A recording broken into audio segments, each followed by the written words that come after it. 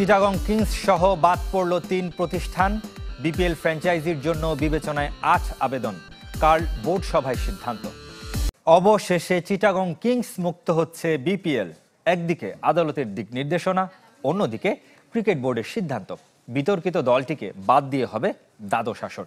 থাকছে না নোয়াখালী এবং খুলনার দল। সংক্ষিপ্ত তালিকায় আছে ৮ প্রতিষ্ঠানের আবেদন, যেখান থেকে ৫ অথবা ৬টিকে বেছে নেবে বিসিবি। ক্রিকেট বোর্ডের সামনে বড় চ্যালেঞ্জ বিপিএল। প্রতিদিন চলছে নানা রকম তৎপরতা।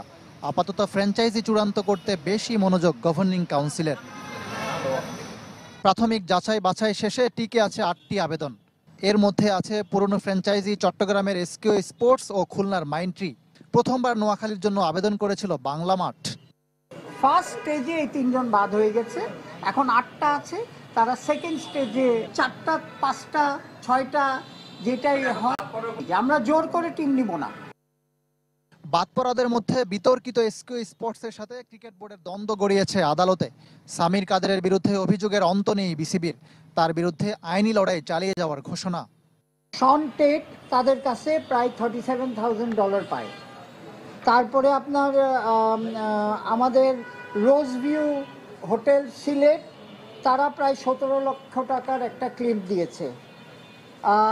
তারপরে আপনার আমাদের শেরাটন হোটেল একটা ২৯ লক্ষ টাকার ক্লেম দিয়েছে। তার কাছ থেকে টাকা রিকভার করার জন্য যত আইনি প্রক্রিয়া, কোনোটাই আমরা কোনো কার্পণ্য রাখছি না। We are taking very strong legal actions. মঙ্গলবার চূড়ান্ত ফ্র্যাঞ্চাইজি তালিকা প্রকাশ করবে বিসিবি। সংখ্যা নির্ভর করবে আবেদনকারীদের যোগ্যতার উপর। কাল বিসিবির সভা, নতুন কমিটির দ্বিতীয় সভা এটি। মূল এজেন্ডা বিপিএল। ফ্র্যাঞ্চাইজি চূড়ান্ত করার পাশাপাশি প্লেয়ার্স ড্রাফট, ভেন্যু, ব্রডকাস্ট নিয়েও আলোচনা হতে পারে। এছাড়াও আঞ্চলিক ক্রিকেট কাঠামো আছে এজেন্ডায়। গেম ডেভেলপমেন্ট আর হাই পারফরমেন্স ইউনিটকে নতুন করে সাজানোর রূপরেখা আসতে পারে এই সভা থেকে। জাতীয় দলের জন্য আরেকজন ব্যাটিং কোচ নিয়োগের সিদ্ধান্তও হতে পারে এদিন। জাতীয় ক্রিকেট লিগের খবর জানাবে এবার। দ্বিতীয় রাউন্ডের দ্বিতীয় দিন আরও ২ সেঞ্চুরি হয়েছে। ময়মনসিংহ ব্যাটারদের শতকের তৃষ্ণা যেন কিছুতেই মিটছে না। ২ রাউন্ডে ৫ জন পেলেন ম্যাজিক ফিগারের দেখা। বাকি ৩ মাঠে রান বন্যা হলেও মিরপুরে যথারীতি বোলারদের দাপট। সিলেটের বিপক্ষে চ্যালেঞ্জিং সংগ্রহ পেয়েছে ঢাকা বিভাগ। ৫ উইকেটে ১২০ রান নিয়ে শুরু করে অল আউট হয় ৩১০ রানে। মাহিদুল ইসলাম অঙ্কন সেঞ্চুরি তুলে নিয়েছেন। অষ্টম উইকেটে সুমন খানের সাথে ১২৫ রানের জুটি করেন মাহিদুল। সুমন ফেরেন ৭৪ রানে। আর চতুর্থ শতকে ১২২ রানে আউট হন মাহিদুল। দিন শেষে বিনা উইকেটে ৩৩ রান তুলেছে সিলেট, পিছিয়ে ২৭৭ রানে। কক্সবাজারের একাডেমি মাঠে রংপুরের বিপক্ষে ময়মনসিংহের রান বড় হয়েছে আর বেড়েছে সেঞ্চুরি। মাহফিজুল ইসলাম ও নাইম শেখের পর ম্যাজিক ফিগারের দেখা পেয়েছেন আব্দুল মজিদ। অপরাজিত ছিলেন ১১৯ রানে। ২ রাউন্ড মিলে দলটির পঞ্চম ব্যাটারের শতক। আর প্রথম শ্রেণীতে ১৪তম সেঞ্চুরি মজিদের। শুভাগত হোম ও আবু হায়দারের 50-তে ৬ উইকেটে ৫৫৫ রানে ইনিংস ঘোষণা করে ময়মনসিংহ। রংপুরের শুরুটা অবশ্য ভালো হয়নি। ১৬ রান তুলতে হারিয়েছে ২ উইকেট। কম বক্সে যুক্ত হয়েছে। তবে কক্সবাজার আন্তর্জাতিক ক্রিকেট স্টেডিয়ামে সেঞ্চুরি বঞ্চিত মুমিনুল হক। চট্টগ্রাম বড় স্কোর করলেও মাত্র ৮ রানের জন্য শতক বঞ্চিত মুমিনুল। ৩৫৮ রানে অল আউট হয় চট্টগ্রাম। জবাবে বরিশাল ২ উইকেটে তুলেছে ১১৫ রান, পিছিয়ে ২৪৩ রানে। বাকি ৩ ভেন্যুর রান বন্যার বিপরীতে মিরপুর হারছে তার রান খরার পথে। প্রথম দিন ১৩ আর দ্বিতীয় দিন পড়েছে ৮ উইকেট। তার মাঝেই প্রথম ইনিংসে খুলনার বিপক্ষে লিড নিয়েছে রাজশাহী। অল আউট হয় ২৬৮ রানে। ১৪৭ রানে পিছিয়ে দ্বিতীয় ইনিংসে খুলনার সংগ্রহ ১ উইকেটে ৬৮ রান। বদলে গেছে যুব দলের সিরিজের সূচি। সোমবার হচ্ছে না তৃতীয় ওয়ানডে। বৈরী আবহাওয়ার কারণে ৫ নভেম্বর হবে এই ম্যাচ। তাতে চতুর্থ ম্যাচের সূচিতেও পরিবর্তন এসেছে। একদিন পিছিয়ে ম্যাচটি হবে ৭ নভেম্বর। তবে শেষ ওয়ানডেতে ৯ নভেম্বরই থাকছে। সবগুলো ম্যাচ হবে রাজশাহীতে। এর আগে প্রথম ম্যাচে বাংলাদেশ জিতলেও পরেরটি বৃষ্টিতে পরিত্যক্ত হয়।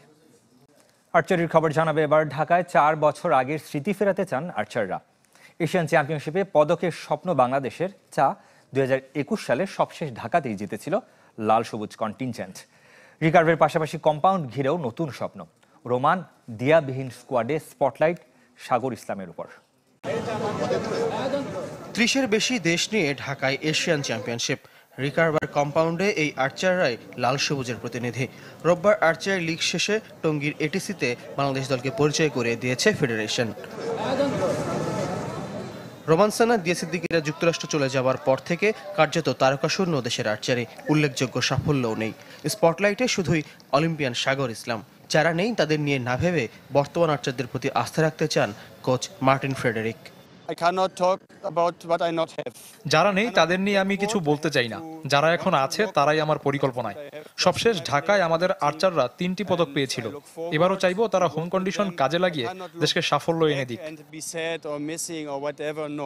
সবশেষ 2021 সালে ঢাকায় হয়েছিল এশিয়ান আর্চারি, 1 রৌপ্য 2 ব্রোঞ্জ ছিল স্বাগতিকদের। তবে 2023 সালে ব্যাংকক থেকে শূন্য হাতে ফিরতে হয়েছে লাল সবুজকে। ঢাকায় আসর হওয়ায় চ্যালেঞ্জ সম্ভাবনা 2 বেশি। আন্তর্জাতিক টুর্নামেন্টের আগে লিগ হওয়ায় প্রস্তুতি নিয়ে সন্তুষ্ট আর্চাররা। আমাদের লক্ষ্যটা বড়ই থাকবে। অবশ্যই আমরা লাস্টে কিছু উইক হার্ড ওয়ার্ক করছি, কোচ আমাদেরকে হার্ড প্র্যাকটিস করাইছে, আমরা গেম শিডিউল অনুযায়ী প্র্যাকটিস করছি, আমাদের যা যা দরকার সবগুলো নিয়ে আমরা কাজ করছি। ইনশাল্লাহ আমরা আশাবাদী, আল্লাহ যদি সহায়ক হয় অবশ্যই আমরা ভালো করব। লিগটা আমাদের জন্য অনেক ভালো কিছু ছিল, যে একটা গেমের আগে এমন একটা টুর্নামেন্ট, তো আশাবাদী যে ইনশাল্লাহ ভালো কিছু যাতে হয়। আমাদের টার্গেট এবার আমাদের ফাইনাল কনফার্ম করা, যেন ফাইনালে আমরা উত্তীর্ণ হতে পারি। ফাইনালে যাওয়ার পরে এটা দেশবাসীর দোয়া। চেষ্টা করছি আরো ভালো কিছু করার জন্য, দেশের জন্য আমরা আমাদের সর্বোচ্চ দিয়ে চেষ্টা করব দেশের জন্য কিছু করার। বাংলাদেশ আর্চারি লিগের রিকার্ভ কম্পাউন্ড 2 ইভেন্টের সেরা হয়েছে বিমান বাহিনী। 8 থেকে 14 নভেম্বর জাতীয় এবং আর্মি স্টেডিয়ামে হবে এশিয়ান আর্চারি।